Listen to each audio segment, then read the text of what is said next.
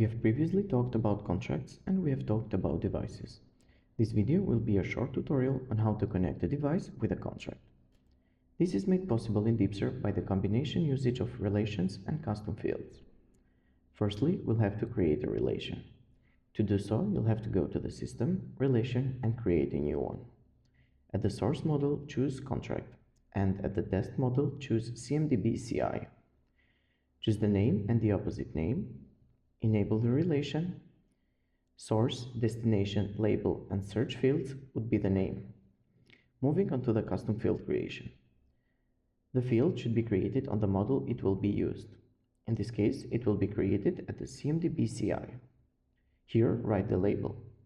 The column type should be don't create DB column, and the element type should be relation grid. In the relation, choose the relation you just created. At type handler, select relation.